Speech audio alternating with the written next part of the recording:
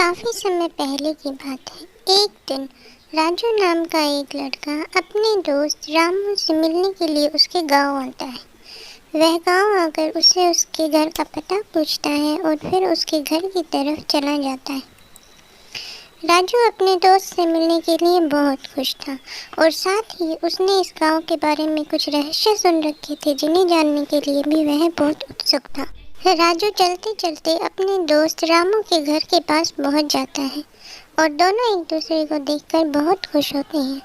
राजू अपने दोस्त से उसका हालचाल पूछता है और रामू उसे देखकर बहुत ही ज़्यादा खुश हो जाता है और उसे यहाँ आने का धन्यवाद देता है। दोनों दोस्त आपस में कई सारी बातें करते हैं और फिर रामू अपने दोस्त राजू को अपने घर के अंदर ले जाता है। और सुनाओ रामू, क्या हालचाल है तुम्हारे?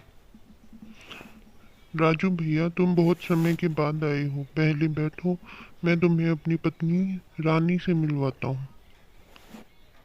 रानी भी राजू को देखकर बहुत खुश होती है क्योंकि वह जानती है कि रामू कई वर्षों से उनसे मिलने के लिए प्रतीक्षा में था। रानी उसके लिए जूस लेकर आती है और उससे हालचाल पूछती है। भैया राजू, आप कैसे हैं? बहुत दिनों के बाद आए हैं। मैंने आपके बारे में बहुत कुछ सुना है। आप बैठिए, मैं आपके लिए खाना बना।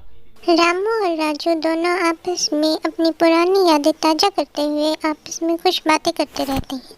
तभी राजू पूछता है, भैया मैंने सुना है तुम्हारे गांव में एक भूतिया महल है। हाँ हाँ भैया राजू, तुमने सही सुना है। हमारे गांव में एक भूतिया महल है। क्या तुम उसे देखना चाहते हो? मैं तुम्हें आज ही वहाँ ले दोनों चलूँगा। दोस्त वहाँ भूतिया महल के पास चले जाते हैं। तभी एक आदमी बोलता हुआ आता है, अरे तुम लोग यहाँ क्या कर रहे हो? क्या तुमने यहाँ सुना नहीं है? यहाँ एक भूत रहता है और किसी का भी इस तरफ आना मना है। फिर तुम दोनों यहाँ क्या कर रहे हो? क्या तुम्हें डर नहीं लगता? ये मेरा दोस्त है राजू, शहर से आया है और भूत को देखना चाहता है। भैया, अब तुम ही बताओ हम क्या करें। हाँ, मैं हूँ राजू और मैं तुम्हारे उस भूतिया महल को देखना चाहता हूँ। मुझे भूत से डर वर नहीं लगता।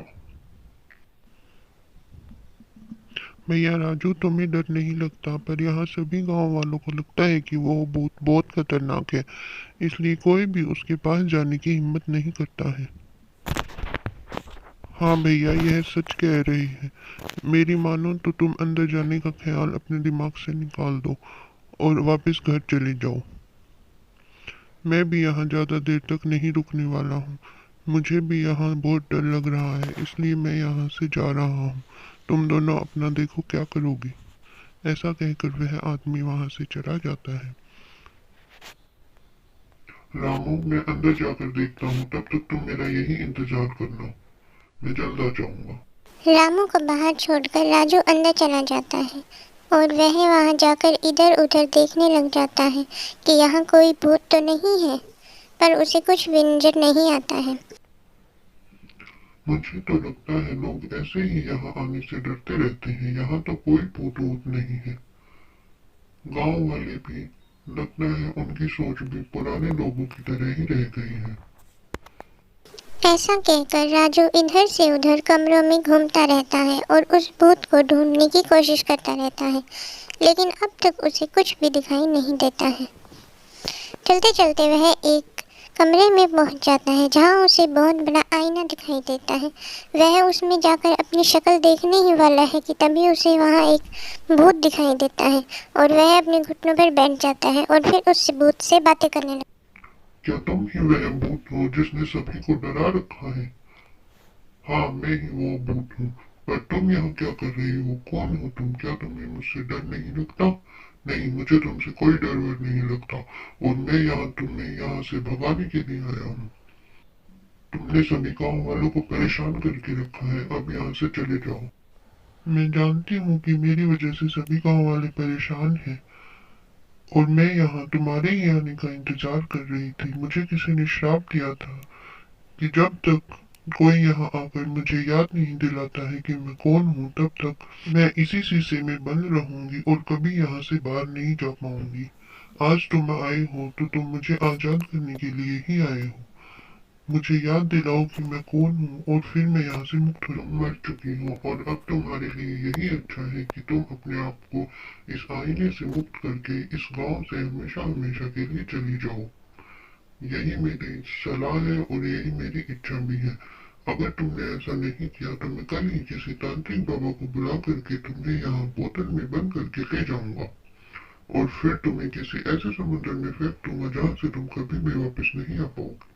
नहीं भैया, मैं तो खुद ही यहाँ से निकलना चाहती हूँ। अब तुमने मुझे यहाँ याद दिला दिया है कि मैं कौन हूँ और मुझे क्या चाहिए, तो मैं अब यहाँ से मुक्त हो जाऊंगी और मैं हमेशा हमेशा के लिए इस गांव को छोड़ करके कहीं दूर चली जाऊंगी।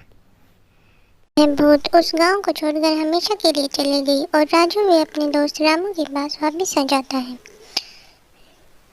भैया, तुम ठीक तो हो? मैं कब से तुम्हारा इंतजार कर रहा था, मुझे तुम्हारी फिक्र हो रही थी। हाँ भैया, मैं बिल्कुल ठीक हूँ, तुम चिंता मत करो। और वह भूत भी अब इस गांव में फिर कभी लौट कर नहीं आएगी। मैंने उसे यहाँ से हमेशा हमेशा के लिए भेज दिया है। अब चलो हम घर चलते हैं और तुम चिंता मत करो, मुझे कुछ नहीं हुआ है। ऐसा कहकर दोनों दोस्त अपने घर चले जाते हैं। उन्हें घर लौटते लौटते सुबह हो चुकी है और दूसरी तरफ रामू की पत्नी रानी उन दोनों का वहाँ इंतजार कर रही है और वह भी बहुत ज़्यादा बेचैन हो रही है। उसे इस बात की चिंता है कहीं उसके पति और उसके दोस्त को कुछ हो तो नहीं गया है। आप आ गए, क्या आप ठीक हैं? मुझे आप दोनों की बहुत फिक्र हो रही थी। वह उन दोनों का हालचाल पूछने लग जाती है। हाँ, हम दोनों बिल्कुल ठीक हैं। और फिर ऐसा कहकर रामू अपने दोस्त राजू की रात की सारी कहानी अपनी पत्नी रानी को बताता है और बताता है कि किस तरह से उसने उस भूत को भगा दिया और वह अब कभी भी वापस नहीं आने वाली है। यह सुनकर रानी बहुत खुश हो जाती है। फिर उसे उसके पति और उसके देवर की थोड़ी चिंता भी होती है और वह उनसे फिर कहने लगती है, कहीं आपको कोई चोट तो नहीं लगी, आप ठीक तो हैं? थोड़ी देर के लिए उन लोगों में ऐसे ही बातचीत चलती रहती है। फिर राजू कहता है, अब मुझे यहाँ से जाना चाहिए, बहुत समय हो गया है भैया, सब मेरी राह देख रहे होंगे।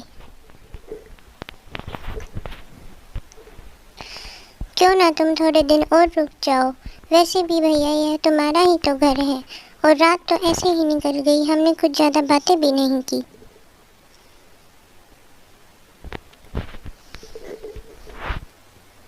नहीं भैया, अब मैं नहीं रुक सकता, अब मेरा जाने का समय हो गया है दफ्तर। राजू अपने घर वापस लौटने के लिए तैयार है और रामू उसे छोड़ने के लिए बस स्टैंड जाता है।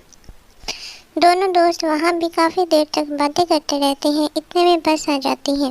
रामू फिर से अपने दोस्त राजू को यहाँ आने के लिए धन्यवाद कहता है और जो भी उसने अपने दोस्त के लिए और इस गांव के लिए किया वह उसके लिए भी उसे धन्यवाद कहता है और कहता है कि दोबारा फिर जल्दी आना भैया। और ऐसे कहकर रामू अपने दोस्त को अलविदा कह देता है और राजू वहाँ से चला जाता है।